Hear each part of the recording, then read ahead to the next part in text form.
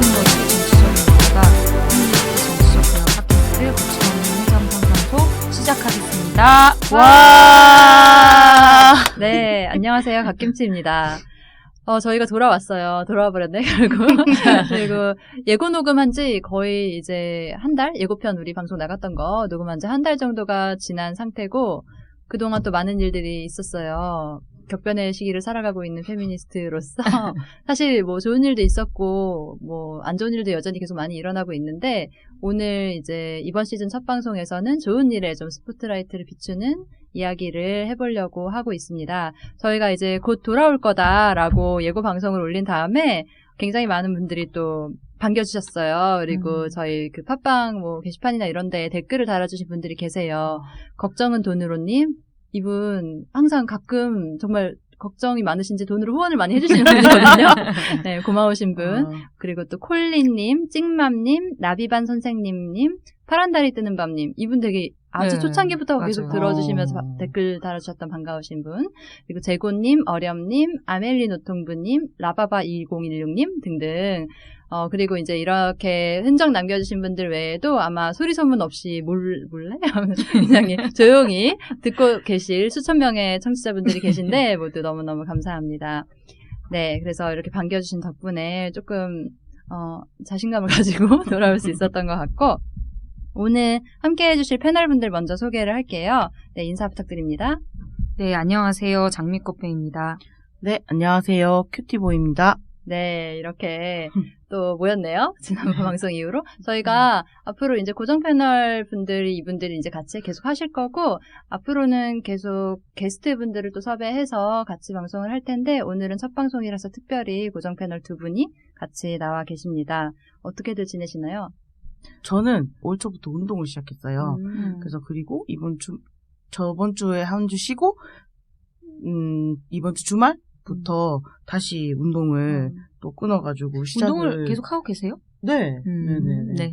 의심. 꾸준히 안 하는 것 같은데. 일주일 조금 쉬었어요, 그때. 이따 얘기하지만 바자이 때문에. 그래가지고. 무슨 운동을 하시는데요? 커브스를 제가 시작해가지고. 순환 운동이죠. 네, 순환 30분. 운동. 제가 운동을 진짜 너무너무 안 해가지고. 하나도 안 하잖아요. 네. 네, 그래서, 그쵸.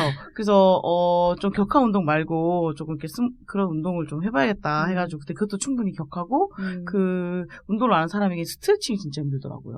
그 기구 사용보다는 저는 스트레칭 되게 힘들어서, 그래서 시작하고 있는데, 운동을 하면 좀 생각을 비울 수 있고, 좀, 피곤해서 집에 가려고 하다가도 이렇게 운동을 하면, 생각보다 또 개운하고, 그래서, 약간, 운동을 하면서 좀, 내가 몸이 여기가 약간, 약하구나. 약간 자세가 안 좋구나. 이런 것도 알게 되고, 사실 운동 하는 그쪽, 사장님이랑 대표님 이런 분들은 자꾸 저의 이제 감량을 본인이 자꾸 얘기하죠. 목표를 세워주시는데 저는 약간 감량.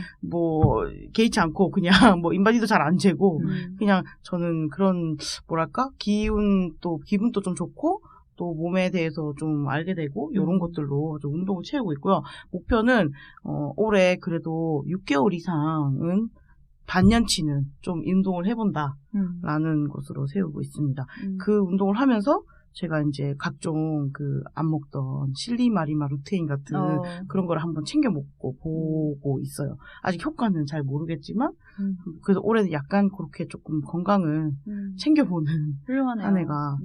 그래서 요즘에도 얘기하지만, 운동은 이제 선택의 생존. 문제가 아니고, 생존. 양치질 같은 거예요. 안 하면 썩는다. 네. 해야 되는 것 같아요, 이제는. 맞아요. 꽃뱀님은 어떻게 살고 있죠?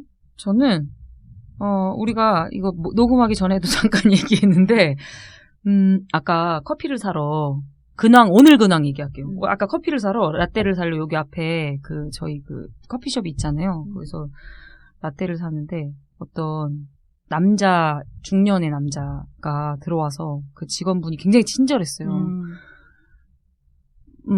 언니는 뭐 이렇게 반말하는 거 있잖아요. 사장님을 얘기하는 것 같아요. 왔어? 언니는? 그러는 거예요. 그래서 순간 또, 그분 표정 되게 안 좋아졌거든요, 순간? 근데 그 남성들은 그거 잘 모르는 거 알죠? 근데 어떻게 그런 반말을 할 수가 있죠? 남한테. 종업원한테? 예. 그래서, 순간, 뭐 힘드시죠? 손님도 반말하니까 힘드시죠? 이런 얘기 하려다가, 녹음해야 되니까 빨리 왔어요. 힘들어. 네, 그래서 아까도 잠깐 얘기했는데 점점 좋아질 거라고 생각했거든요. 제가 좀 조화롭게 살 수 있을 줄 알았어요. 나이가 들면 세상과 그렇죠. 유해진다고들 하니까. 예, 아니 조화로운 삶. 유해지기는커녕 유해지지 않죠. 더 예. 오히려 더- 예. 옛날에는 세상에 대한 분노였다면 이제는 실체가 있어요. 사람들. 예, 눈을 부라리면서 돌아다니게 돼서 여전히 그렇게 살고 있고 그 해장상담소 이거 제가 이제 안식년 가고 이러면서 못했잖아요. 근데 저희가 이제 신입 회원들한테 전화할 때 해장상담소 얘기를 생각보다 되게 많이 하는 거 아세요? 뭐라고 네. 얘기를 해요? 목소리 알아듣고. 목소리도 알아듣기도 하고 그 해장상담소 잘 듣고 있다. 음. 그래서 가입하게 됐고 이런 얘기를 많이 하셔가지고 너무 신기하고 우리가 이렇게 녹음하고 이런 게 되게 무의미하지 않다. 예. 그럼 나도 사람이 모르게 꼭 그 있구나. 얘기하는 거예요. 선생님, 저희 좀 순위 좀 높여주세요. 네, 뭐 맞아. 그런 얘기를 하는 상황을 겪고 있어요. 아니 진짜 좀 소문을 많이 내주셨으면 좋겠다. 예. 진짜 많이들 사실 듣고 있을 거잖아요. 굉장히 그쵸? 많이 듣던데요? 많이 듣고 있는데 티가 안 나네. 네. 저희도 좀 이걸 체감을 많이 더 하고 네, 싶달까? 누군가는 듣고 있다는 것을 더 알고 싶다. 그런 마음이. 네, 있네요. 그리고 제가 지난번에 저희 사연 받는 메일 주소 있잖아요. 그걸 네. 제가 틀리게 말했더라고요. 중간에 음. I를 하나 빼먹은 거예요, 스펠링을. 근데 아무도 몰랐겠지. 다시 한번 불러드릴게요. uchihangjay@gmail.com이고요. 사연이 들어온 게 없죠, 바피디님? 없네요. 그래서 언제나 환영이다라는 말씀을 드립니다. 그리고 요즘에 사실 메일 많이 안 쓰잖아요. 그래서 맞아요. 메일 쓰는 것 자체가 조금 장벽이 높을 수 있는데, 그 민우의 트위터 DM 있죠? 네, 트위터 DM이나 페이스북 메시지 이런 걸로 그냥 아무 말이나 보내주셔도 된다. 네, 라는 말씀을 드립니다. 네, 그러면 오늘의 주제로 본격적으로 한번 넘어가 봐야 될 것 같은데요. 네.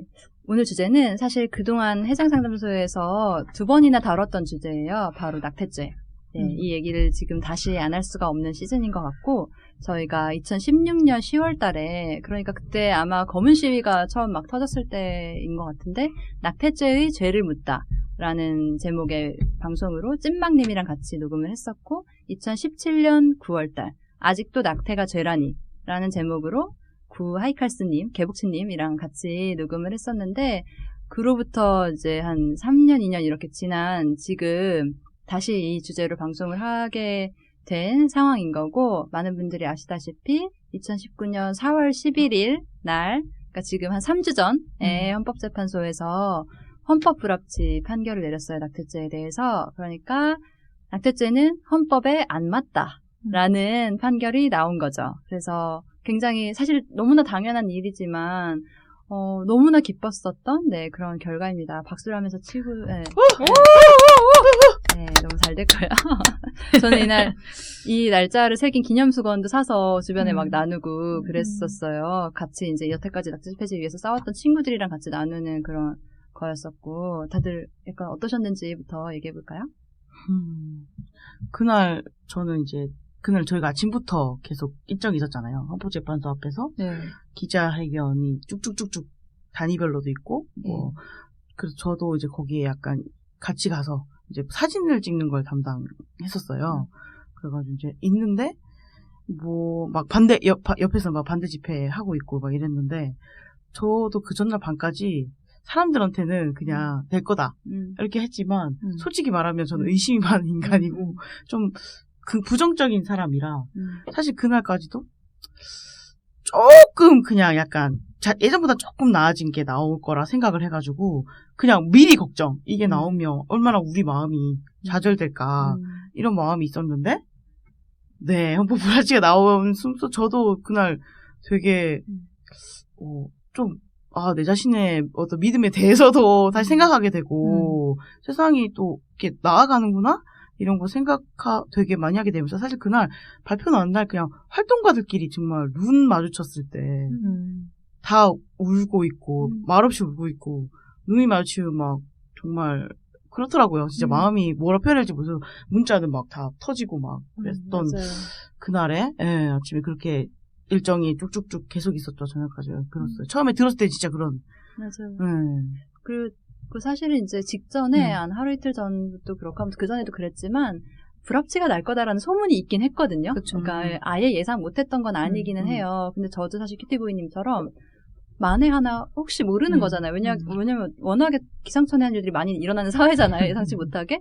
근데 만약에 합헌 비스무리한 게 이번에 또 나면 이런 상상만으로 너무 막 분노의 불이 막 붙는 느낌인 거예요. 그래서 너무 화가 나는 상황이 되고 그럼 어떡하지라는 마음이 한켠으로 있어서 아니야 잘 될 거야라고 이렇게 주저앉히는가 하면 또 위헌이 나면 이렇게 생각하면 또 막 아니야 경거망동하지 말자 그러면서 그거를 너무 양쪽으로 계속 이렇게 삐져나오는 마음들을 수습해야 하는 상황이 됐고 근데 이제 그 와중에 또 일은 되게 많잖아요. 집회 준비를 하고 기자회견 준비를 하고 인터뷰를 하고 막 이러면서 그 온갖 날뛰는 마음들과 그리고 또 이 사안과 관련된 활동의 기억들이 너무 많은 거예요. 너무 많은 사람들, 너무 많은 이야기가 있고 마음은 널뛰고 일은 많고 이런 상황 속에서 거의 막 그 며칠을 거의 카오스, 머릿속이 진짜 카오스였던 것 같아요. 그런 상황 속에서 그 결과를 맞이했었고 정말 말로 표현할 수 없는 그런 감정을 느꼈던 것 같아요. 네.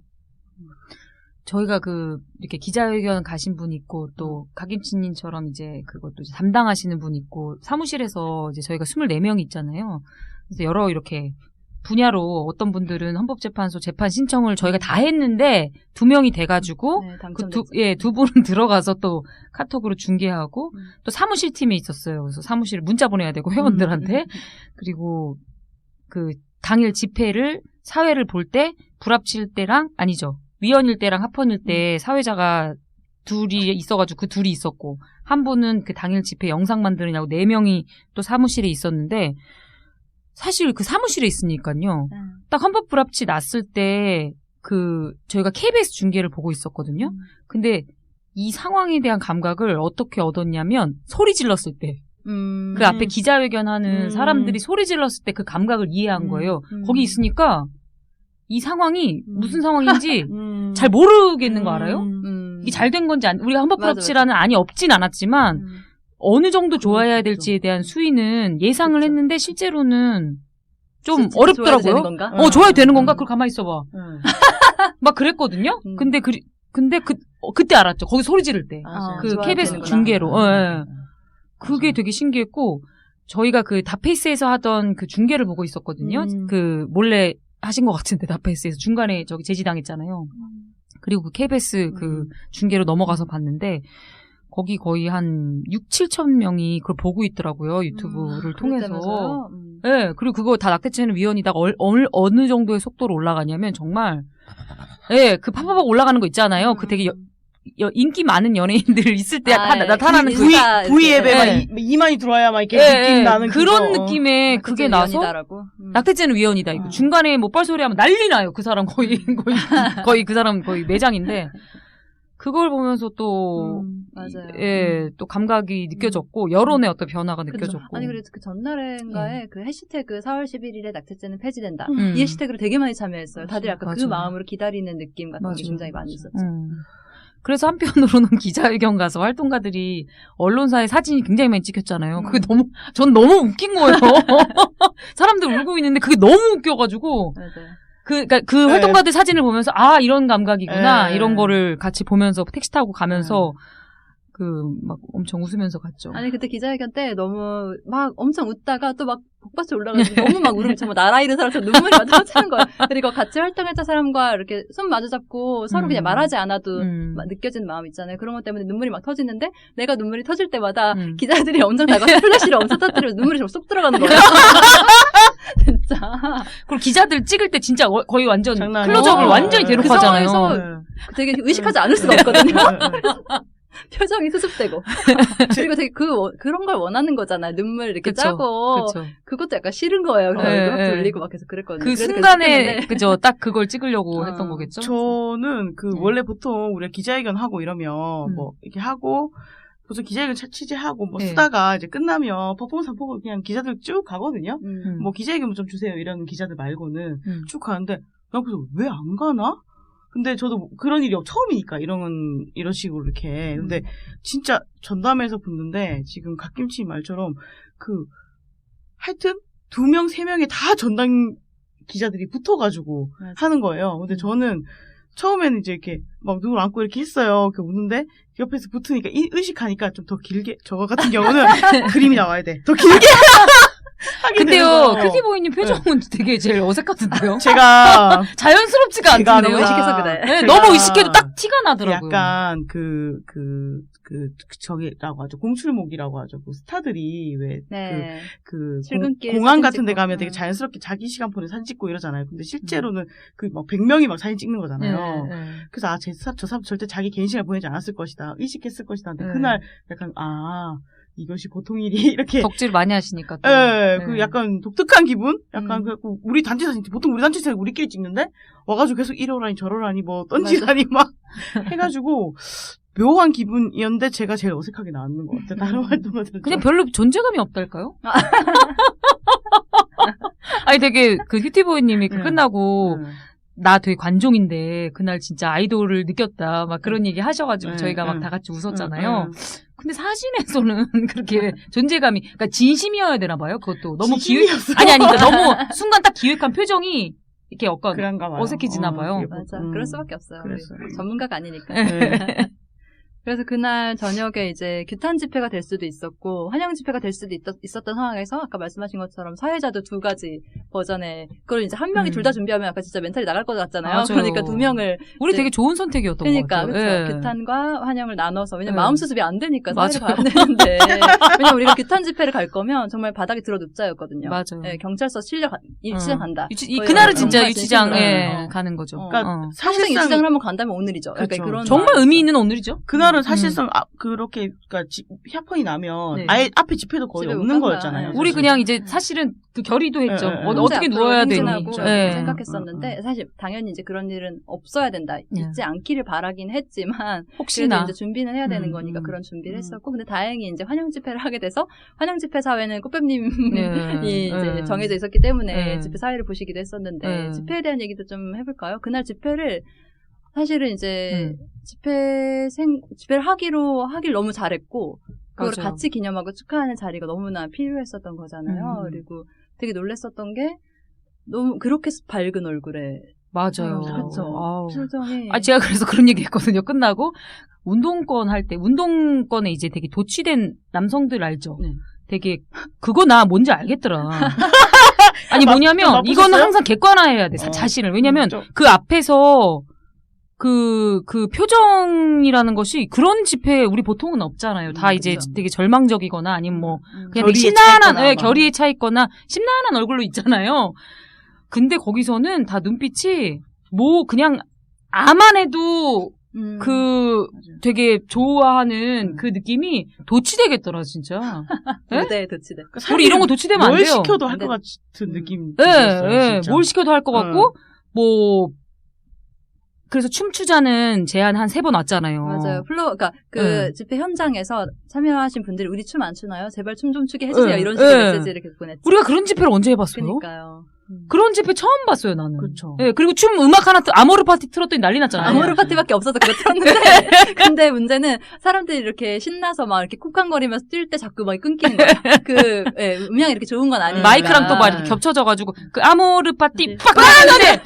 그때들이 끊기고! 개의치 않았는데 그냥 이러던데. 예, 막. 그리고 또 두 번에 아모르 파티 네. 팍! 하는데 또 끊기고. 하이라이트에서 막 계속 예, 끊겨. 굉장히 죄송스러웠지만, 네. 아니, 근데 저는 그런 걸 처음 봤어요. 저는 퀴어 문화 축제 이후로는 그런 맞아요.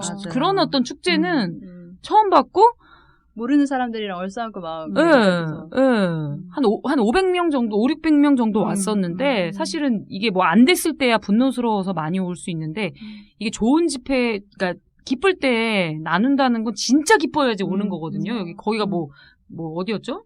안국역이었죠? 네. 예. 은근이었죠. 그래서 같이 만든 승리를 진짜 만끽하는 느낌? 같이 기념할 사람들이 여기 있고 막 이런 그 느낌이 되게 벅차오르는 그게 되게 좋았었고 저희가 그 더 이상 낙태죄는 없다 슬로건 만든 것도 조금 남아가지고 그거 이제 가져가실 분 했더니 갑자기 진짜 우르르 무슨- 막 무대 그죠. 앞으로 사람들이 막 팬싸 할 때처럼. 막 이렇게 뛰어서 막 이렇게 오시는 거예요. 그런 거 되게 특별한 재미있는 에피소드였던 것 같고요. 이 슬로건만 해도 이게 이제 환영일 때랑 두 가지 다 쓸 수 있는 걸 만들자라고 해가지고 만든 거기는 하지만 그날 진짜 딱 됐는 날을 기념해가지고 이 슬로건이 있으니까 너무 좋고 슬로건이 남았는지 물어본 사람이 꽤 많았어요. 네, 없습니다. 재고가 없고 그리고 저는 그날 그 집회 때 되게 좋았던 게 하이터치를 했잖아요.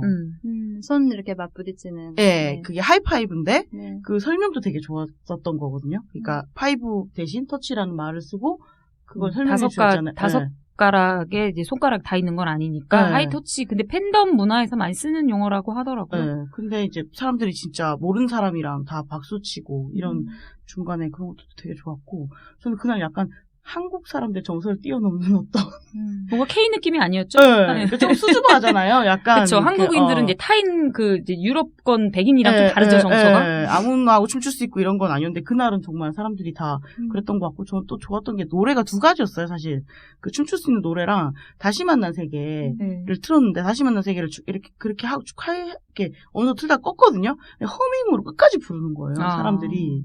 저는 그것도 진짜 또 뭉클해가지고 좀 찍어놓은 게 있고 하여튼 되게 좋았던 집회였습니다. 그리고 또 에피소드를 저희가 이제 결정이 어떻게 나면 입장문도 5가지 버전으로 준비하고 저희 이제 민우에도 SNS 계정에 올릴 뭐 입장문이나 뭐 이런 걸 텍스트랑 이런 걸 다 5가지 버전으로 준비하고 그랬거든요. 시나리오별로.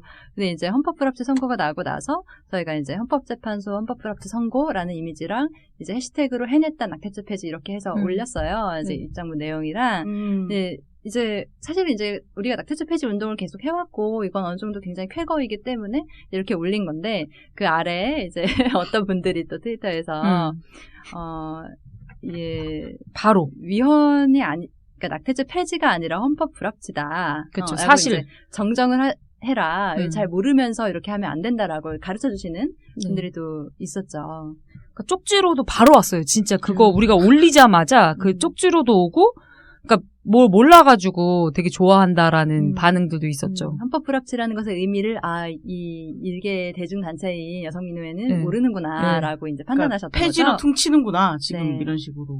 아니 폐지로 퉁치는 거나도 있고 약간 맨스플레이닝인 것 같아요. 그냥 잘 모른다라고 생각해서.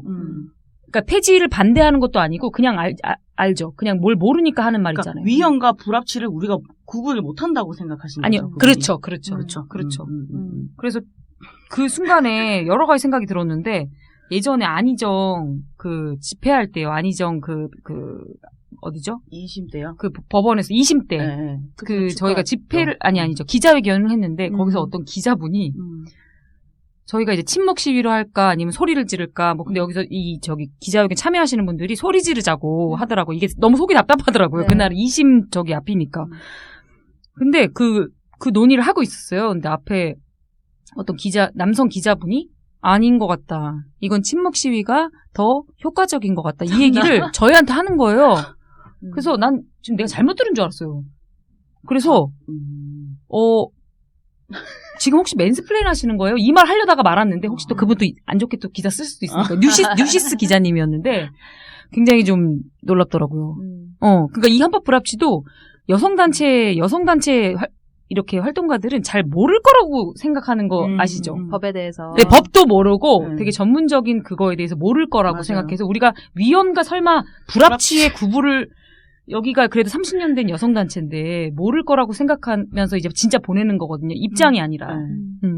그래서 뭐 우려하는 마음에서 그렇게 해주신 걸 수도 있기는 한데 그래도 알고 있었다. 그래도 너무너무 알고 있었고 전날 5가지 시나리오가 있었죠. 네, 보통은 그렇다라는 거를 이제 좀 알려드리고 싶다 그런 생각이 들기도 하네요. 이런 거 하다 보면은 그런 거 많이 느끼는 것 같아요. 저희가 다른 단체에 비해서 여성들 여초니까 소위 잘 모를 거라고 생각해서 하는 개입들이 좀 있잖아요.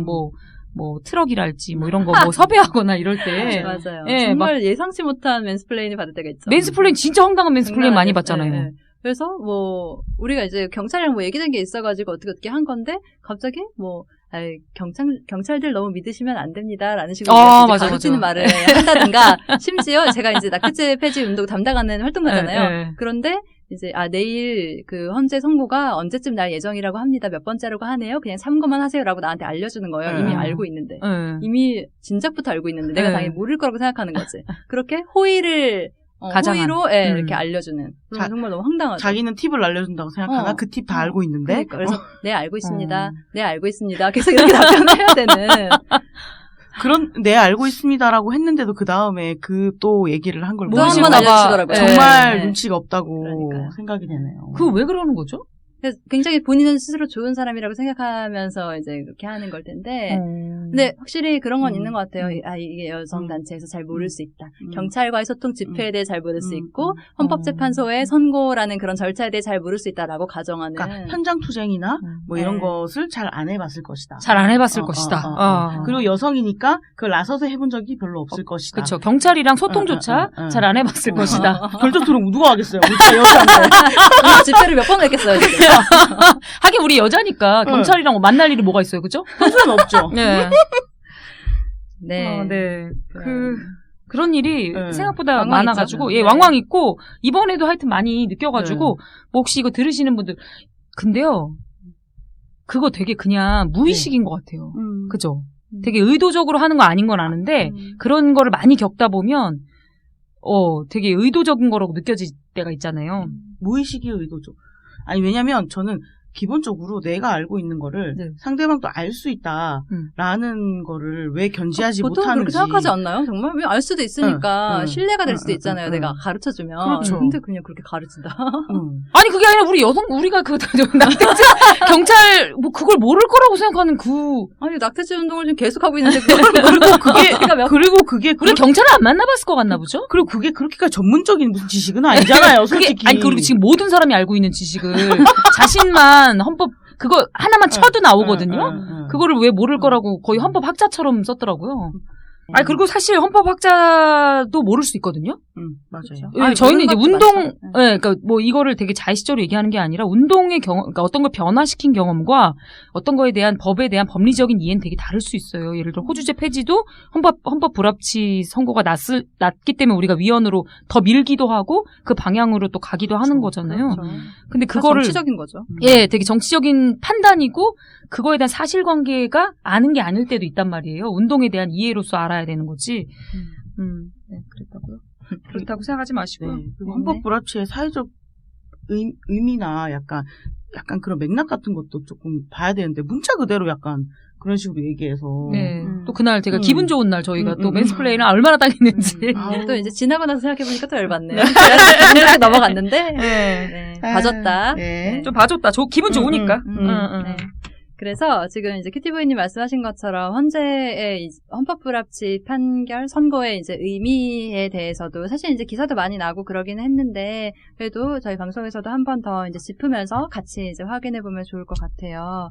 그래서 이제 저희 새로운 바 PD님, 이제 바 작가님이기도 한데, 그분이 이제 대본에 제가 이제 이렇게 써주셨어요. 해장산다에서 갓김치가 이제 사회를 보는데, 사실 패널분들이 말씀을 많이 하셔야 하지만 오늘 주제가 저의 이제 활동 필드여서 말을 많이 할 수밖에 없다는 점 미리 양해 말씀드릴게요. 라고 써주셨는데, 제가 원래 말을 많이 한다. 그래서 사실, 네, 오늘만 많이 하는 건 아니기 때문에 늘 죄송하다라는 말씀을 드리면, 네, 헌재 선고가 지금 사실 판결문을 헌재 홈페이지에서 보실 수 있을 거예요. 들어가시면 이제 익명 처리된 버전으로. 그래서 전문 64페이지짜리를 보시면 되기도 하고, 좀 어떤 게 이제 주요한 이전 판단과의 비교해서 어떤 게 주요한 것인지를 조금 더 말씀을 제가 간단하게 드리면, 일단은 그 여성의 임신 출산이라는 사건을 여태까지 예전 이제 2012년 판결 같은 경우에도 굉장히 일회적인 단 하나의 어떤 판단, 선택인 것처럼 그렇게 그리는 경우가 많았는데 그런 일회적 사건인 게 아니라 되게 10달간의 신체적 정신적인 어떤 부담과 그 이후에 어떤 관계, 육아, 노동, 일상의 변화를 다 포괄하는 과정으로서의 여성의 삶에 굉장히 중대하고 장기적인 영향을 미치는 사건으로 이렇게 설명을 하면서 논지를 계속 전개를 시켰고, 그리고 이제 그런 모든 것들을 다 포함한 자기의 삶을 결정할 권리가 개인의 인격권과 존엄의 그러니까 굉장히 핵심적이다. 어떤 어떤 한 부분이 아니라 핵심적인 부분이다라고 얘기를 했고, 그리고 예전 같으면 이제 이런 중요한 자기 결정권이 뭐 태아의 생명권과 이제 충돌하는데 그걸 어떻게 비교할 것인가 이렇게 썼다면, 이번에는 그렇게 충돌하는 것으로서 비교될 게 아니다. 태아는 모체에 의존할 수밖에 없는 그런 특별한 유대관계를 이제 여성과 맺고 있고, 그렇기 때문에 여성의 안위가 곧 태아의 안위이고 둘의 이해관계는 일치한다라고 이제 얘기를 한 거예요. 그래서 국가는 임신한 여성의 신체적인 사회적인 안녕을 보호하는 것이 곧 태아를 보호하는 것이다라는 식의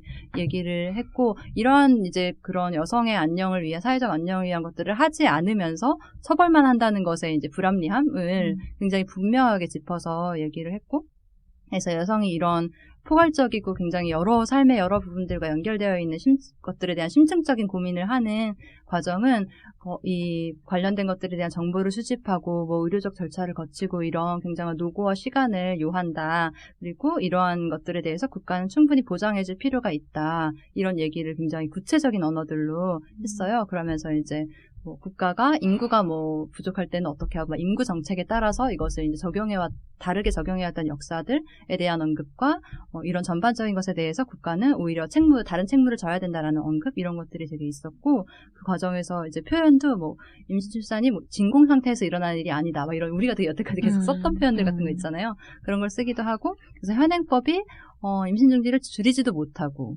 그런 이제 그렇지도 않고, 그리고 오히려 병원을 찾거나 고비용의 수술을 하거나 의료 서비스를 안전하게 받지 못하거나 뭐 치료도 받지 못하게 하거나 이런 식의 현실들과 뭐 남성과의 어떤 분쟁, 재산 분쟁, 이혼 과정에서의, 그리고 뭐 전 남친으로부터의 협박, 이런 식의 구체적인 사례들을 이렇게 인용을 하면서 이 법이 얼마나 문제적인지를 얘기를 하는 이제 그렇기 때문에 이것은 여성에 대한 권리를 과도하게 침해하고 있기 때문에 위헌이다라는 식의 위헌성이 있다라고 이제 판단을 내린 거거든요. 그래서 정말 이 판결문을 쭉 읽어보면, 여태까지 수많은 여성들이 임신을 중지하는 과정에서 어떤 걸 겪고 있는지를, 이게 정말 얼마나 부정의하고 권리를 침해하는 것인지에 대한 정말 세세한 얘기들을 계속 끊임없이 목소리에서 얘기했던 것이 너무 반영이 많이 된, 그게 정말 의미 있었던 거예요. 그래서 사실 저는 이게 이제, 하지만 위헌이 아니라 헌법 불합치가 났다는 거는, 당장 법을 없애면 어떤 사회적 혼란이 일어난다라는 가정이거든요. 그건 사실 되게 좀 한계가 있기는 해요. 한계가 있긴 하지만, 그래도, 사실 법이라는 게 좀 강자의 수단인 측면이 있잖아요. 강자의 수단이 되는 이유는 그 법이 상정하고 있는 그런 개개인 주체라는 게 그냥, 뭐라고 해야 될까? 합리적인 판단을 할 수 있는 모든 평등한 주체들을 상정해 놓고, 근데 그 합리적 판단을 할 수 있는 평등한 주체의 삶의 상에는 다 남성만 사실은 들어있기 때문에, 여성이 경험하고 있는 뭐 임신, 출산, 섹스 과정에서 경험하는 어떤 특수한 것들 있잖아요. 혹은 그냥 여성으로 존재한다는 것 자체의 위치성, 이런 것에 대해서 전혀 법에 반영되어 있지 않기 때문에 우리가 법을 가지고 싸울 때 훨씬 불리해지는 경우가 많은데, 그 법의 언어에 여성의 경험이 새롭게 기입되는 그런 거거든요. 이제 그런 성취를 우리가 이루었다라는 측면에서 너무나 큰 의미이기도 한 거죠. 네. 아까 얘기하셨던 그 태아의 이해와 여성의 이해가 배치되지 않는다라는 것이 이제 이 헌법 판결에 들어있다는 건 굉장히 엄청난 일이긴 하네요. 네, 그게 정말 의미가... 보통 그것이 굉장히 이분화돼서 임산부의 경험과 정체성이 굉장히 이상한 방식으로 얘기되곤 하는데, 맞아요. 그게 이 안에 포함되어 있다는 거는 그 성취는 사실 엄청난 진전인 것 같네요. 왜냐면 여태까지 계속 그 논리를 계속 이상한 논리를 계속 싸워야 했거든요. 네. 그러니까 태아가 중요한, 여성이 중요한, 이런 말도 안 되는 논리. 그러니까 여성 인권과 아동 태아 인권이냐, 이렇게 얘기를 해왔죠. 그게 마치 전혀 별개의 경쟁하는 무슨 구도인 것처럼, 사실은 현실은 그렇지 않은데, 여성들이 겪는 현실은 그렇지 않잖아요. 그걸 우리가 계속 얘기해왔었던 거고. 그래서 누가 그 트위터 보니까 모든 사람은 태아였다? 그게 합헌, 네, 소수 의견인 이제 합헌 의견을 낸 2명의 판사가 쓴 이제 선고문에, 결정문에 들어가 있죠. 근데 그거를 되게 비아냥거리는 게 재밌더라고요. 그렇죠. 네. 너무 웃긴 거죠, 사실. 약간 왜 한남 문학을 하고 있나, 거기서 왜 모든 사람은 태아였다. 그러니까 어쨌든 자기는 그런 어떤 모체의 영향을 받지 않고 태어난 거라고 생각하는 거 있잖아요. 그 입을 거기다 하는 세포에 하는 거에 대해서 특이한 공감 능력이에요. 그죠? 굉장히 핀포인트 공감 능력. 그러니까 여성한테 얼마나 공감이 안 돼서 그게 그러니까 이미 이분화된 상정을 하고 그렇죠. 있으니까 자기가 어떻게 태어난지도 지금 그러니까 예, 똑똑하신 분 아닌가요? 여성의 삶이 아니라 여성이 몸에 태어났는데 그 중에서 그 세포 자체에 그렇게 네. 세포에 특이해요, 이입할 수 정말. 있는 그 그러니까 네. 다른 모든 어떤 것들을 네. 싹싹 배제해서 세포에 딱 그렇게 핀포인트로 공감을 남성들 한다는 그거 게 되게 주특기인 것 같아요. 맞아요, 그러니까 맞아요. 막 뭐 예를 들면 네. 뭐 자궁 이런 식으로 되게 여성의 뭐 뭐랄까 신체의 어떤 한 부분, 그러니까 여성을 총체적으로 보는 게 아니라 신체의 한 부분을 되게 뭐 문학에도 보면 그런 식의 되게 서술 되게 많고 저는 이 사람들이 거기서 한치도 못 벗어나는구나. 근데 남자들은 그런 화법을 되게 많이 쓰는 게 예를 들어 뭐 약간 딴 얘기인데 그 버닝썬 이런 거 뭐 스너프 필름 이런 거 나오잖아요. 그럼 뭐라고 얘기하냐면 특히 이제 자기가 진보라고 믿는 남성들이 20대 남성들이 이제 이명박 박근혜 정부를 거치면서 굉장히 경제적으로 이런 압박을 많이 받으면서 뭐 그런 얘기를 하더라고요. 그래서 괴물이 됐다. 그래서 괴물이 됐다. 그러니까 우선은 첫 번째로 괴물화 시키는 거가 있고 두 번째로는 그럼 여자들은 취업난이 없진 않았잖아요. 힘들어 죽겠거든요. 더 힘들거든요, 사실. 네. 그럼 10대, 20대 여자들도 그런 상황에 똑같이 처해 있잖아요. 그리고 박근혜 이명박 정부 똑같이 거쳤잖아요. 근데 남성들 그런 식으로 되게 공감 능력 없이 다른 거에 공감하는 느낌 알죠? 맞아요. 20대 남자도 공감하는 거거든요. 그거는. 맞아요. 근데 자기는 되게 객관적인 척, 되게 진보적인 척, 그리고 뭔가 그 사람들의 삶을 이해하는 척, 맞아요. 그리고 굉장히 이렇게 제3자적으로 되게 똑똑한 척. 분석하고 그죠? 그러니까 이 체제의 어떤 희생자인 청년은 남성. 그리고 그거를 너는 모르는 것 같다 이런 식으로 얘기하는 그리고 거 많이 봤어요. 나쁜 권력자의 영향. 나쁜 권력자의 영향, 그렇죠. 네. 근데 그 대답을 못 하잖아요. 그럼 여성들은? 그러니까 왜 여성들은 버닝썬 같은 사건의 가해자가 되지 않는가? 그거는 피해자가 되는 거야. 왜 페미니스트가 되는가? 그리고 그거를 그 대답 바로 못하면 논리적인 허점이거든요. 근데 예를 들어 옛날에도 제가 무슨 어디 뭐 유명한 시민단체 가서 진짜 뭐 유명한 그 경제학자의 얘기를 그때는 강남역 살인 사건으로 얘기를 하는데 무슨 얘기를 하냐면 여자가 약하기 때문에 죽었다는 거예요. 그러니까 뭐 생물학적으로. 그러니까 만약에 그 화장실에서 여자가 약하기 때문에 그러니까 죽었다. 되게 당연한 말을 되게 당연하지 않게 되게 신기하게 하는 거예요. 만약에 노인이나 아동이 그런 식으로 살해당했으면 노인은 약하기 때문에 죽었다. 자기 진보라고 믿는 분이거든요. 아동은 성인보다 약하기 때문에 그렇게 처참하게 살해됐다. 그 말을 할 수 있냐고요. 사실 아무 그러니까 말도 아닌 거죠. 아무 말도 아닌 사회적 문제를 분석하지 못하고 네. 그냥 자연화시켜버리는. 네. 약한 게 죽는 이유는 아니잖아. 그러니까 약해서 죽는 걸 지금 여성인 나한테 이걸 하는 거에 대한 자기 사회적 위치성을 모르니까 그런 말을 계속하는 거죠. 그래서 아까 얘기했던 그 뭐죠? 낙태 모든 사람이 태아였다. 그런 얘기도 굉장히 객관적이고 굉장히 사실을 맞아요. 자기가 얘기한다고 촌철살인하는 것 같은 느낌. 모든 사람이 태아였다. 그렇죠. 촌철살인적으로 하지만 굿 타이밍에. 가장 공감적이지 못하고 가장 반지성적인 말이거든요. 그러니까. 모든 사람은 태아였지만 어쨌든 이것은 되게 아이를 낳는 여성의 문제이기도 했기 때문에 사실 남성이 입을 닥쳐야 되는 것도 그런 류의 말조차 하지 말아야 된다고도 생각하는데 조금 좀 놀랐습니다. 그 판결문에 그걸 썼다는 게. 근데 그걸 되게 비아냥거리는 거 되게 웃기더라고요. 네, 맞아요. 네, 그래서 저는 그 선거문에 들어간 그따위 문장이 들어갈 수 있는 선거문이라는 것이 주는 시사점이 있다고 생각해요. 아까 말씀드린 것처럼 이게 이 결정문이 되게 완벽한 게 아니거든요. 그러니까 헌법재판소의 판단은 신탁 같은 게 아니고 그래서 우리가 헌법재판소님께서 이러한 판결을 내려주셨으니 이 안에서 우리가 어떻게 길을 찾아야지 이렇게 생각할 게 전혀 아닌 거예요.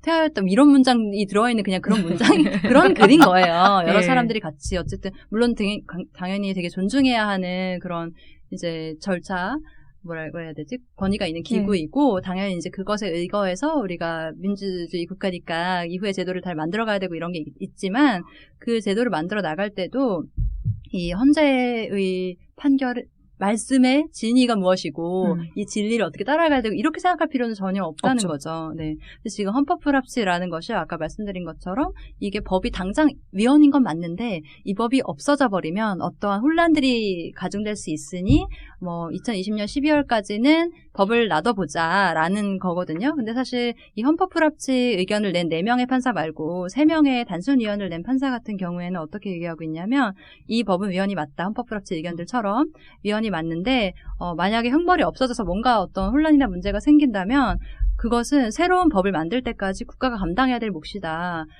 그렇지 않고 그냥 혼란이 뭔가 있을 것 같다는 이유만으로 이 악법, 위헌인 법을 존치시켜 놓는다면 그것에 의해서 침해되는 개인들의 권리는 어떻게 하느냐. 그게 더 중요한 문제다. 형사법이라는 것은 너무나 중대한 국가의 어떤 힘이기 때문에 개인들에게 미치는 영향이 너무 막대하다라고 판단을 하고 있거든요. 그래서 이제 위헌으로 판단해야 된다라는 게 그들의 입장이었던 거고 이런 의견도 3명이나 사실 그 선고문 안에 들어가 있는 걸 생각하면 그리고 사실 정말로 법이 만약에 뭐 국회 안에서 어떻게 처리가 안 돼가지고 개정이 안 되면 2020년 12월에 낙태죄 그냥 폐지되는 거거든요. 그냥 없어지는 거예요. 그리고 사실 우리 알잖아요. 그냥 없어져도 문제가 없다는 것을. 이것은 처벌하는 게 문제였지. 서벌법이 없어진 다음에 다른 제도는 얼마든지 사실 만들어야 하는 거고. 그래서 좀 더 이 낙태죄라는 법을 어떻게 바꿔나갈 것인가에 있어서 우리가 뭐 헌재가 어디까지는 뭐 처벌이 필요하다고 했고 어디부터는 뭐 좀 더 고려해줘야 된다고 이런 것에 매이지 말고 좀 더 근본적인 방향 전환으로서 생각할 필요가 있다라고 생각을 하고 저는 사실 2가지 포인트가 제일 중요하다고 보는데 여성들의 건강에 가장 위해가 가지 않는 방식이 무엇인가를 고민하는 것과 그리고 어떻게 하면 여성들의 판단을 신뢰할 것인가, 신뢰하고 존중할 것인가 이 2가지의 기준으로 우리가 여러 가지 제도들을 만져야 된다고 생각해요. 사실 생각할 게 되게 많기도 하거든요. 그러니까 아까 말씀하신 거는 임신 중단에 있어서의 여성의 선택의 존중인 거죠. 그렇죠. 예. 네, 그래서 그 결정을 사실 어떻게 하면 더 좋은 결정을 하게 될까는 사회가 이제 지지할 수 있는 문제인 거죠. 정보를 더 많이 제공하고 그쵸. 그런 거 있잖아요. 근데 여성들은 가만히 놔두면 많이 낙태하고 무분별한 판단을 할 것이다. 네, 네. 뭔가 성급하게 판단할 것이다. 이렇게 보는 것 자체가 이미 존중하지 않는 거잖아요. 되게 미성숙한 사람으로 그러니까 보는 거잖아요. 열등한 존재로 보는 거죠. 그럴 필요 전혀 없고 이거는 자기의 몸과 삶에 관련된 문제이기 때문에 이미 엄청나게 숙고해서 하는 결정이고 그러니까 그걸 잘 지지할 수 있는 방안을 마련하는 게 최선이고라는 거고 이제 건강에 대한 얘기도 뭐 이를테면 가능하면 이제 초기에 임신 중지를 하는 게 건강하기는 하겠으나 임신 중지를 초기에 못했을 때 후기에 중지를 하는 사람들에게 그러면은 처벌을 하면 어떻게 될 것인가? 그럼 당연히 되게 불법 임신 중지를 하겠잖아요. 그렇죠. 네, 그리고 임신 중지를 초기에 인지하지 못하는 사람들도 많고, 이를테면 청소년이거나 장애가 있거나 그런 경우도 너무 많고, 그리고 뭐 어떤 사정이 생길 수 있는 거니까 그랬을 때 이 사람이 어떻게 하면 건강하고 안전하게 그 조치를 밟을 수 있게 할 것인가에 대한 것을 초점을 옮겨야 되는 거죠. 네. 그래서 사실은 이제 그런 임신 중지에 대한 법만이 아니라 이제 사실 성교육에서 막 그동안 낙태 엄청 이상하게 교육했던 거 그런 거 없어져야 되는 거고 사실 세세하게는 예를 들어 병원에서 산부인과에서 임신했어요. 임신했다는 이제 진단을 하면서 뭐 의사나 간호사가 어머니 축하드려요 이런 말부터 하는 거. 아 어머니라고 네, 하죠. 네. 이런 것부터 사실 완전히 바뀌어야 되는 부분이 되게 많은 거고 또 이를테면은 근로기준법에서 지금 유산을 한 경우에는 휴가를 뭐 쓸 수 있게 하는 그런 제도가 있거든요. 근데 거기에 어떻게 써 있냐면 법에 하지만 인공 임신 중절을 한 경우에는 제외한다 이렇게 써 있어요. 건강이 너무나 필요한 경우인 건데 이미 판단이 단지 들어가 있네요. 불법적 수술이라는 이유로 이렇게 들어가 있는 부분들 이런 식으로 좀 문화적인 부분이나 아니면 다른 제도에 있어서도 같이 완전히 관점을 전환해서 고쳐나가야 되는 부분이 되게 많이 있는 거고 이걸 위한 이제 많은 토론과 과정들이 있을 건데 그 과정에서 여성들의 경험을 듣는 거를 지금부터 굉장히 열심히 국가는 이미 너무 늦었으니까 많이 열심히 해야 된다라는 생각이 들어요. 그러니까 아까 말씀하셨던 그 임신을 했는데도 어머니라고 하는데 낙태를 하는 과정에서도 어머니라고 불렀던 맞아요. 경험도 있다고 네, 하더라고요. 네. 예, 그러니까 그거 분노했었죠. 얼마나 잔인하고 그 가치가 들어있는 얘기인가 싶어요. 실제로 이제 병원에서 그 얘기를 들었을 때 없던 죄책감도 폭발하게 만드는, 그러니까 이미, 그러니까 법이 아니라 규범 자체가 우리 사회가 여성의 몸에 대해서 여성의 임신과 출산 그 과정에 대한 선택이 얼마나 많은 걸 강요하는지를 예, 느끼게 되는 것 같아요. 그래서 임신 출산만 하는 몸으로서의 여성이 아니라 그쵸. 뭐, 임신을 당연하게도. 중지하는 몸으로서의 여성 그것도 이제 많이 우리가 네. 표면화하고 제도에도 기입하도록 하고 해야 되는. 저는 그 사회적 혼란 얘기가 계속 그 단어가 반복되잖아요. 네. 그러니까 도대체 무엇을 계속 사회적 혼란이라고 그러니까요. 얘기하는 것인가. 근데 저는 그날 집회에 있을 때도 반대편에서 사회적 혼란 얘기를 되게 많이 하면서 지금 또 뭐 초등학교 3학년 4학년인데 이렇게 적나라한 성교육을 한다. 이미 이렇게 사회가 혼란스럽고 문란한데 이 낙태를 허용하면 더 이렇게 될 것이 이런 식으로 얘기를 하는 거예요. 근데 저는 사회적 혼란이라는 것이 결국에는 그러니까 내가 통제하고 싶은 사람들 통제가 안 될 때 그 사회적 혼란이라는 말을 쓰는 것 같거든요. 그래서 이거에 대해서도 되게 그러니까 여성이 되게 자유롭게 섹스하고 그러니까 자유롭게 임신 중지하고 이런 것이 뭔가 자기 통제권을 벗어나는 것에 대한 두려움. 저는 최근에 한 몇 년 전에 그분도 그러니까 사회운동하는 남성이었는데 낙태죄 폐지 얘기를 하면서 갑자기 이제 약간 곤란해하면서 어떤 얘기를 하냐면 근데 그 사람과 내가 어쨌든 임신을 했으니까 내 권리도 있지 않냐는 거예요. 아, 많이 얘기하죠. 네, 남성들. 그러니까 어쨌든 그 임신이 내가 같이 한 거기 때문에 그 태아에 대한 권리가 나한테도 있지 않냐. 그래서 여성이 나한테 말도 없이 지우는 것은 좀 이런 식으로 얘기를 되게 하는 거예요. 그러니까 전 되게 너한테 근데 왜 말 안 했을까? 그 생각을 한 번만 더 해보면 어떨까? 그러니까 너랑 왜 논의 안 했을까? 그러니까 너한테 말 안 하고 왜 지우고 싶을까? 너랑 말해도 의미 없다는 판단을 되게 많이 하지 않았을까? 혹은 얘기하면서 지우고 싶다고 할 수도 있잖아요. 그러니까 제가 하고 싶은 말은 뭔가 자기가 되게 통제하고 싶은 통제해야 되지 않는 것에 대한 그런 공포? 불안과 공포가 있는 거죠. 그래서 웬만하면 섹스 안 했으면 좋겠고, 웬만하면 애 낳았으면 좋겠고. 섹스 안 했으면 좋겠고. 근데 그날 우리 헌법 불합치 났을 때 막 농담으로 그랬거든. 우리 이제 섹스하러 가자. 근데 누가 들어서 안 해. 우리가 또 다른 문제가 그러니까 이성애자가 다 아니기도 하지만 들어서 못해. 뭐 이런 얘기를 하면서 폐지된 마당에 그런 거 상상하시는 거잖아요. 그죠? 반대편은. 몰라. 이제부터 자유롭게 누구와 이제부터 아싸! 이제부터 섹스할 수 있다. 몰라. 근데 들어. 씻어야 할 거 아니야. 이런 이상한 농담을. 우리가 정말 마음이 복잡하다. 머릿속이 너무 복잡하다. 네. 그렇습니다.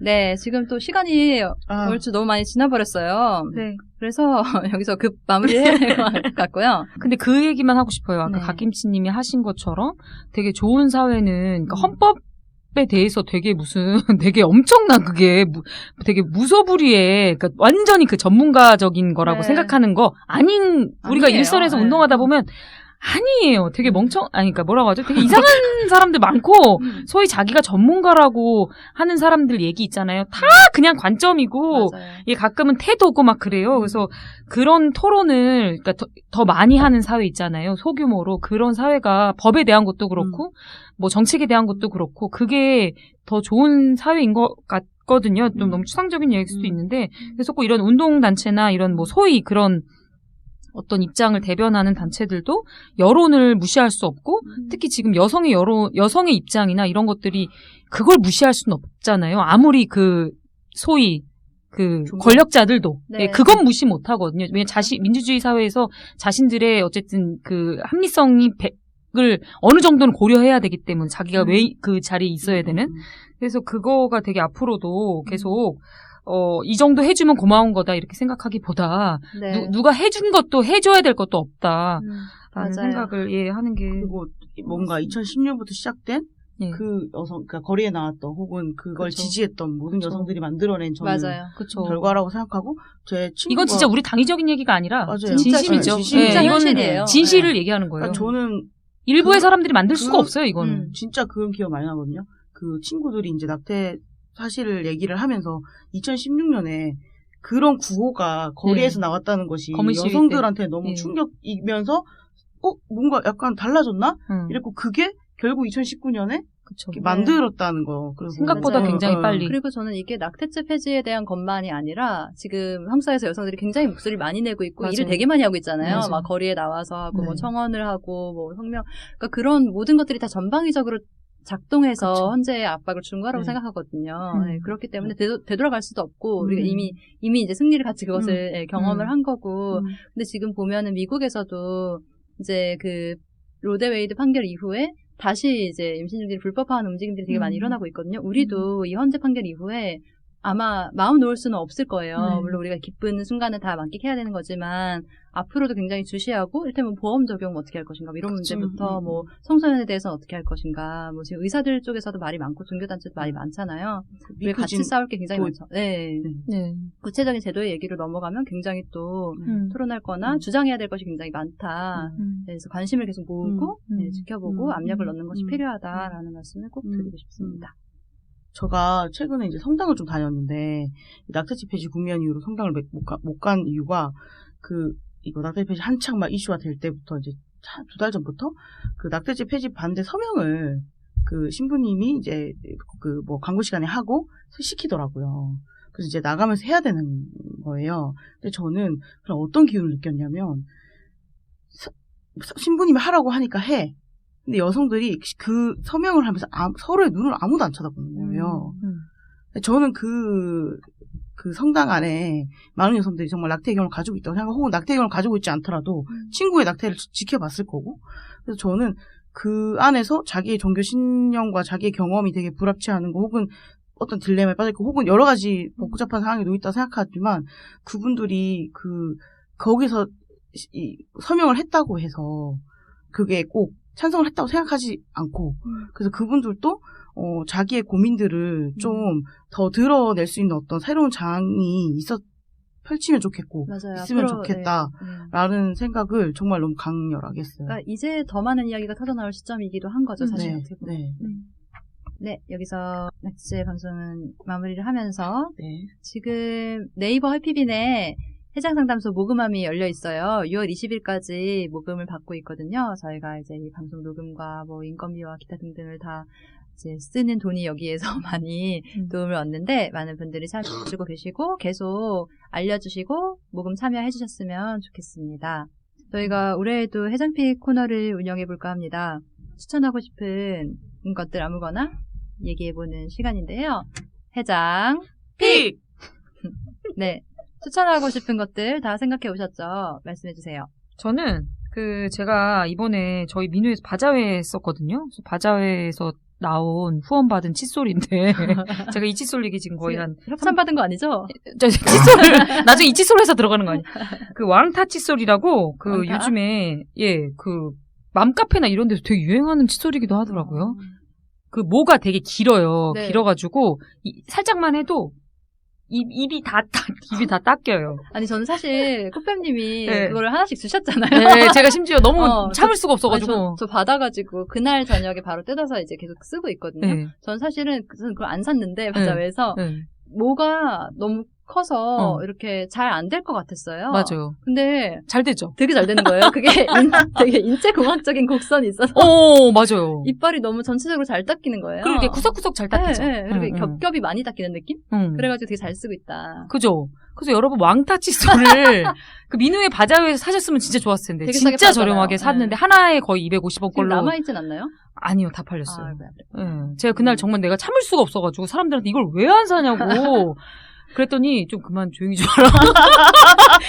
그랬는데 보니까 지금 파는 거 시중에 한 2,000원 정도 팔더라고요. 하나예요? 그러니까 우리 바자회 때 얼마나 쌌던 거예요? 하나예요? 하나예요. 비싼 칫솔이 약국에서 파는 거더라고요. 하나에? 와, 하지만 여러분 혹시 이빨에 이렇게 관심이 많으신 저도 이제 칫솔질에 관심이 많거든요. 치과 같은 데서 이렇게 하도 막 배우고 막 하잖아요. 근데 그게 정말 왕타 칫솔 정말 좋습니다. 네, 여기까지요. 그걸 쓰니까 딴 거 못 쓰겠어요. 네. 알겠어요. 네, 하지만 사람마다 다를 수는 있다. 네, 다를 수 있어요. 왜냐면 굉장히 커요. 그렇죠. 네, 커서 미세모고 입이 작거나 미세모 싫어하시는 분은 싫으실 수 있는데 닦고 얘기해요. 저는 계속 하지만 닦아보고 얘기해요. 한번 써보셔라. 여러분 왕타 칫솔에서 우리 뭐 후원 같은 거 혹시 해줄 수도 있잖아요. 정말 해주면 좋겠다. 네. 좋겠다. 여기 광고 달리면 좋겠다. 네, 왕타 칫솔에서 뭐 계시면 좀 알려주세요. 네, 혹시 알려주세요. 네, 잘할 수 있다. 네. 정말 저 자신 있어요. 저는 진심이야. 진짜 잘할 수 있어요. 그런 거는. 공구를 좀 진행해보면 어떨까? 예, 그거는 뭐 제가 너무 많이 사가지고 안 해도 돼요. 저는. 알겠습니다. 네, 키티보이님도? 저는 원래 딴 거를 준비했는데 아까 얘기하다가 이거는 알려드려야 할 정보일 것 같아서 여러분 근로장려금이라는 제도가 있습니다. 그게 지금 3년째인가? 하여튼 시행이 몇 년 됐는데요. 처음 알았어요. 조건이 매년 조금씩 달라져요. 그러니까 기본적으로는 이제 보통 올해 이제 근로장려금이라는 걸 주는데 작년 2018년 총소득 연소득을 기준으로 주는 건데요. 이게 작년에만 해도 2017년 연소득이 뭐 1,500까지였나 하여튼 되게 낮았어요. 그래서 해당되시는 분들이 좀 적었거든요. 근데 올해부터 그 소득 인정이 단독 세대주인 경우에는 2천만 원. 그러니까 연소득이 총 2천만 원 이내? 2천만 원 예. 이하이면 예. 다 해당되시는 겁니다. 그래서 이거 같은 경우에는 지금 그 어떻게 확인하실 수 있냐면요. 근데요, 죄송한데요. 그러면 근로장려금을 그러니까 한 회에 한 30만 원 준다는 거예요? 예, 한 번에 예. 최소 30만 원에서 예. 제가 알기로 200까지. 이거 어디서 운영하는 거예요? 이것은 킨텍스 그 뭐지? 홈택스. 홈택스 국세청에서 예, 운영하는 예. 거예요? 예, 그러니까- 킨텍스는 뭐죠? 죄송해요. 그 일산에 있는 킨텍스 얘기하는 거예요? 저 정말 죄송합니다. 그러니까 국세청에서 운영하는 제도인데. 국가에서 하는 예, 거겠죠. 국가에서. 그러니까 되게 신기한 제도네요. 예, 소득세를 거두잖아요, 예. 우리가. 그러니까 아. 소득세 중에 이제 고액소득세는 소득세를 많이 내잖아요, 고액소득자들은. 그런 소득세를 조금 뭐랄까, 분배하는. 소득 소득 재분배. 재분배인 아. 거죠. 그래서 말씀드리면 일단 단독 세대주인 경우 2천만 원이고요. 그리고 결혼할 수 있잖아요. 그런데 한쪽만 버는 경우에는 3천만 원. 이내일 경우에. 예, 둘 다 버는 경우에는 3,600만 원 미만으로 30만 원에서 200만 원까지 어머머머머머. 한 번에 어머머머머. 한 세 달 내로 지급된다고 들었고요. 5월 1일부터 5월 1일부터 31일까지 정기 신청 기간입니다. 5월. 네. 그리고 또 웃긴 게 기한 후 신청 기간은 또 6월 1일부터 12월 2일까지 받는데요. 언제까지? 네. 다 준다는 올해 얘기네요. 다 웬만하면 다 털겠다. 한다는 얘기고요. 아, 너무 그리고 좋네요. 여러분 좀 헷갈리실 수 있잖아요. 본인이 약간 그러면 1544에 9944로 전화하시면 조회해주나요? 전화하면 아. 뭐 근로장려금 확인 뭐 이런 다음에 누르고 들어가서 본인의 그 주민번호를 누르면 문자로 본인이 좋다. 해당자인지 아닌지를 하나만 더 얘기해 주세요. 알려줍니다. 1544에 1544에 9944. 9944. 예. 예. 그래서 좀 저소득 노동자 분들 특히 네네. 저희 다 받아야죠. 예. 악착같이 예. 받아야죠. 예. 보심 요거 꼭 신청하시고 네. 한번 본인이 전화하셔서 네, 이거 꼭 받으셔야겠네요. 네, 네. 예, 이거 기필코 받아야 돼요. 30만 원은 준다는 얘기. 엄청 큰 아. 돈이잖아요. 네, 좋은 정보 감사합니다. 네네네. 저도 추천하고 싶은 게 있는데, 저는 영화 많이 아마 보셨을 수도 있는데, 이거 들으시는 분들은 미성년이에요. 영화를 이제 키티보이님이랑 같이 보러 갔다 왔는데, 좋더라고요. 굉장히 재밌고, 그리고 이 여성 배우들의 연기를 보는 재미가 엄청나다. 이것은 정말 봐줘야 하는 연기다라는 생각이 많이 들었고요. 이게 미성년을 보고 나서 어떤 분이 너무 남자들 되게 찌질하게 나오거든요, 다. 그리고 혹시 보셨나요? 네, 다 보셨죠. 찌질하게 나오고 여자들은 좀 너무 미화됐다. 약간 너무 이제 모든 일을 안 좋은 상황 속에서 현명하게 한다. 뭐 이렇게 쓰신 걸 봤어요. 근데 저는 진짜 하이퍼 리얼리즘이라고 생각했거든요. 극사실이다 네, 이거는. 네, 왜냐면은 너무 제가 본 현실이 그렇거든요. 맞아. 그러니까 남자들이 어떤 상황에서 굉장히 한심하게 행동을 하는 경우가 너무 많고 여성들은 완벽하다는 의미에서가 아니에요. 네. 완벽하다는 게 아니라 어떤 진짜 악조건 속에서 어떤 거를 뭔가 독한 말을 하고 나서도 돌아서서 다시 그걸 수습하고 다시 어떤 윤리적인 이 윤리라는 게 되게 도덕적인 착한 이런 게 아니라 이 상대와 나 사이의 윤리적 균형점이나 아니면 어떤 내가 어떤 걸 감수하고 어떤 의리를 지킨다든가 이런 결정을 하는 경우를 굉장히 많이 보는데 영화 속에서는 의리는 남자들의 것이고 여성들은 되게 사리사욕의 것 이렇게 그리는 경우가 너무 많았잖아요. 그래서 이걸 보면서 이것이야말로 너무나 현실을 담아낸 이 영화 속 연기나 연출이 하이퍼 리얼리즘이듯이 이러한 설정 자체도 너무나 리얼리즘이다라고 생각했었거든요. 그래서 그 얘기를 더 하고 싶어가지고. 네, 그런 의미에서 박김치님이 추천하신 거죠? 네네, 네. 그렇습니다. 네. 그래서 정말 그걸 보는 재미가 엄청난 영화였어요, 저는. 제목이 그 미성년이라는 게 되게 많이 사회에서 오염되어 있나 봐요. 저도 맞아요. 처음에 이제 볼 때 또 감독이 그 김윤석 배우의 네. 감독이고 제목이 미성년이고 뭐 여성이 많이 나오긴 하는데 그게 가지는 비호감. 예. 굉장히 오늘. 비호감과 거리감이 있었는데 그 제목은 되게 적절했던 것 같아요. 맞아요. 그 말 자체가 되게 많이 오염되어 있고 그 제목이 굉장히 좀 분명하다. 그런 건 영화를 보고 나서는 느꼈던 것 같아요. 근데 문제가 지금 극장에서 상영 그렇죠. 시간이 너무나 많이 지금 막 아침 7시에 상영하고 그러거든요. 밤 그러지 말라는 11시 거예요. 50분에 상영하고 어떻게 하라는 거예요, 정말. 그런 상황인데 이거 진짜 문제인 것 같아요. 그리고 서울이 아니면 더 하거든요. 아예 맞아요. 극장에 안 볼 수 걸리는 없죠, 경우가 너무 거의. 많고 이거 진짜 큰 문제고 이건 굉장히 큰 기회의 박탈이고 음. 지금 다 어벤져스만 걸려 있잖아요. 근데 그렇지만 기회가 되시는 분들이라면 갈 수 있는 분들이라면 꼭 영화관에서 보셨으면 좋겠다. 왜냐면 이게 이렇게 훌륭한 여성 배우들을 잘 기용한 영화가 잘 돼야 그 다음에 또 더 좋은 영화들이 만들어 나갈 수 있는 거잖아요. 네. 그래서 너무너무 좋은 영화이니까 많이들 보셨으면 좋겠다. 정말 네. 재미가 있더라. 맞아요. 라는 말씀을 드립니다. 네, 저희가 원래 올해 시즌 방송을 한 회당 뭐 30분짜리 방송으로 짧게 내보내려고 했었거든요. 근데 오늘은 안 될 것 같아요. 오늘은 좀 길게 나가고 아마 근데 다음 주 방송이 조금 더 줄어든다라고 생각하시면 될 것 같습니다. 저는 되게 오랜만에 이렇게 하는데요. 오랜만에 방송에서 너무 재밌었고, 뭐 아침에 이렇게 오면서 약간 떨리더라고요. 예, 오랜만에 만나 뵈니까. 떨려서 앞으로 좀 재밌게 많은 컨텐츠를 무슨 개그맨도 아니고 약간 개그맨들의 심리를 이해하게 되더라고요. 맞아. 소스를 계속 예, 괜히 이렇게 소스를 생각하게 되고 네. 좀 더 재밌고 유쾌하게 페미니스트로서 살아가는 분들이랑 같이 나눌 수 있었으면 좋겠어요. 저는 이제 작년에 사회를 했었는데요. 올해는 패널의 본분을 충실히 지키면서 저도 좀 요즘에 좀 페미니즘으로 사람들하고 만나고 얘기하고 이런 것들이 사실은 되게 온라인 외에도 더 필요한데 하지만 오프라인에서 다 충족시킬 수 없으니 이렇게 일하면서 듣는 분들이 되게 많다고 들어서 저는 그런 일하는 분들에게 그 일상의 빡침을 조금이라도 어떤 푸는 데 도움이 되는 그런 패널이 되도록 올해 한 해 노력해 보겠습니다. 네. 감사합니다. 네, 그러면 저희는 다음 주 방송으로 다시 돌아오도록 하겠고요. 여러분, 그때까지 안녕!